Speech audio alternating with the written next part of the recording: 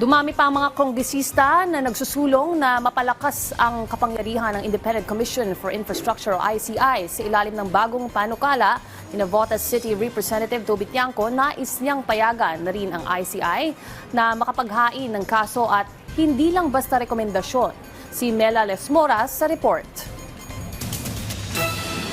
Para mas mapabilis ang proseso, itinutulak na ngayon sa Kamara ang panukalang naglalayon na mabigyan ng kapangyarihan ang Independent Commission for Infrastructure o ICI na makapaghain mismo ng mga kaso laban sa mga personalidad na nadadawit sa korupsyon. Sa ngayon, tanging rekomendasyon lang kasi ang nailalabas ng ICI at dumadaan pa ito sa Office of the Ombudsman. Ayon kay Navotas City Representative Toby Tiangco, sa ilalim ng inihain niyang House Bill No. 5699, gagawin ng Independent Commission Against Infrastructure Corruption ang ICI at bukod sa paghain ng kaso, isinusulong din niyang madagdagan pa ang kapasidad nito.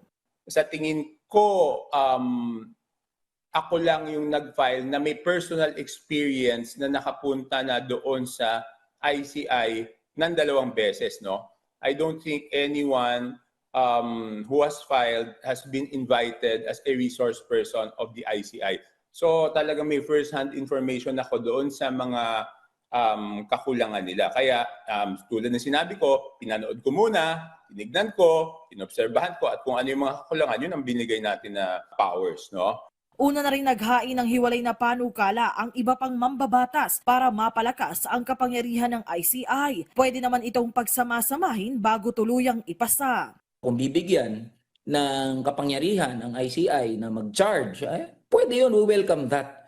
Hindi naman siya bangga doon sa naunang final na ng mga kinatawan sa Kongreso na bigyan pa ng kapangyarihan, contempt and subpoena powers ang ICI. Tingin ko nakukomplement niya yung isa't isa. Naka-receive na rin kami ng notice from the House Committee on Government Reorganization. In fact, sa Monday, November 3, magkakaroon na nung tinatawag nila, it's in the notice, technical briefing on the House Bill 4453, yung final namin.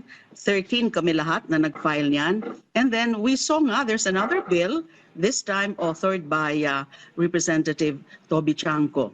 Sa ngayon, nakasalalay sa Ombudsman kung ano ang kahihinatnan ng rekomendasyon ng ICI ukol sa paghahain ng reklamo laban sa mga personalidad na idinadawit sa maanumalyang flood control projects. Kaya giit ng Makabayan Block, chine-challenge natin yung ombudsman na sa pinakakagyat ay ma-file na ang naaayon na kaso at syempre sa kanyang sariling investigasyon ay maging responsive doon sa iba-iba pang mga anomalya, ebidensya na nakikita po ng mamamayan. Mela Lesmoras para sa Pambansang TV sa Bagong Pilipinas.